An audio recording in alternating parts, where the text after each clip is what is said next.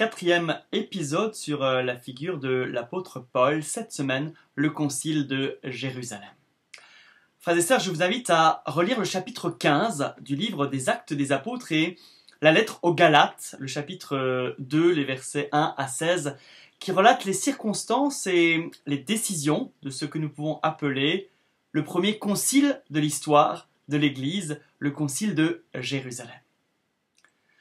Les Juifs de la diaspora, les hellénistes, étaient moins attachés que les Juifs hébraïsants de Palestine au rite de purification et ils toléraient dans leur synagogue ce qu'on appelle les craignants Dieu, les païens non circoncis. Les hébraïsants refusaient de fréquenter des non-circoncis impurs. Et ces oppositions se retrouvent dans l'Église entre les chrétiens affranchis du légalisme et les judéo-chrétiens, les hébraïsants convertis qui refusent catégoriquement de partager l'Eucharistie avec des chrétiens non circoncis.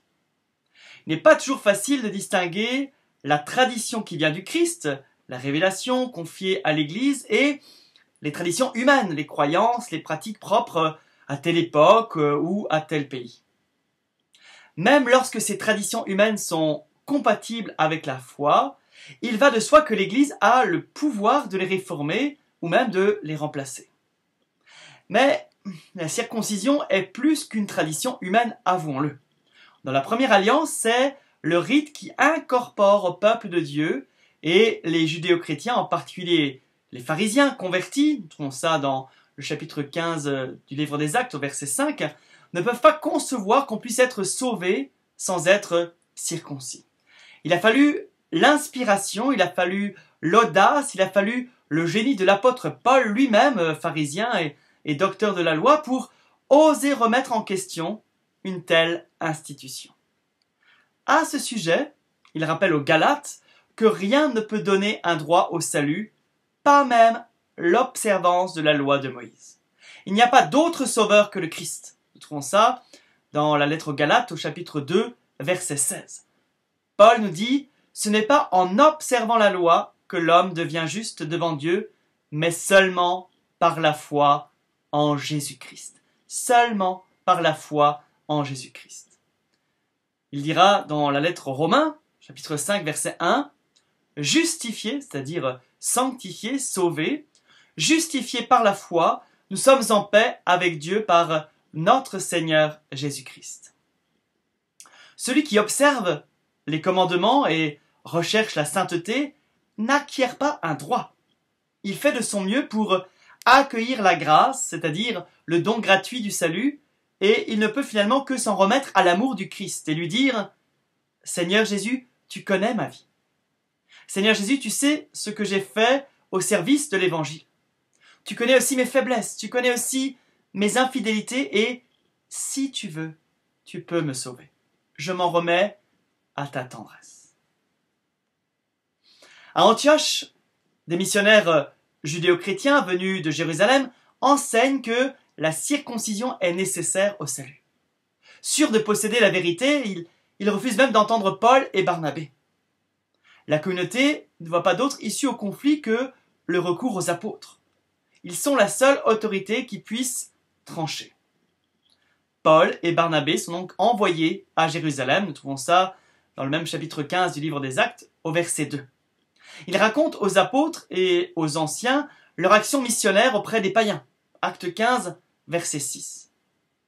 Pierre, comme au temps de Jésus, prend la parole en premier. Il est l'autorité suprême. Il rappelle qu'il a été le premier apôtre des païens. Le premier, il expose alors la doctrine du salut par la foi, c'est-à-dire par le Christ. Acte 15, verset 9. C'est cette doctrine qui sera reprise et développée par saint Paul. Jacques, évêque de Jérusalem et frère parent du Seigneur, qui est le représentant des judéo-chrétiens, admet qu'on ne doit pas imposer la circoncision aux païens convertis. Il leur demande seulement, pour ne pas choquer leurs frères juifs, d'observer quelques règles de l'ancienne loi, consignes purement pastorales qui tomberont en désuétude. 2 interdits alimentaires et un autre concernant le mariage. L'Esprit Saint et nous-mêmes, nous avons en effet décidé de ne pas vous imposer d'autres charges que ses exigences inévitables. Acte 15, verset 28. Le texte impose donc 3 interdits rituels, mais sa valeur tient à ce qu'il n'impose pas: la circoncision et toutes les autres observances du judaïsme. L'Esprit Saint et nous-mêmes. La formule montre que les apôtres ne doutent pas de l'autorité qu'ils ont reçue du Seigneur. Comme tous les conciles à venir, ils savent que Jésus a promis l'Esprit Saint à son Église pour qu'elle transmette fidèlement son évangile. Paul raconte sa venue à Jérusalem dans la lettre aux Galates, chapitre 2, versets 1 à 10. La mission reçue du Christ ne le met pas en marge de l'Église. Il sait que sans l'approbation des apôtres, il aurait couru en vain. Galates 2, 2. Jacques, Pierre et Jean, colonnes de l'Église, reconnaissent le charisme de Paul pour l'évangélisation des païens et sont en communion avec lui. Quelque temps après, Pierre lui-même vient à Antioche, Galates 2, 11. Il fréquente les païens convertis et prend ses repas avec eux comme il l'avait déjà fait avec le centurion romain Corneille. Nous trouvons ça au chapitre 11 des Actes, verset 3.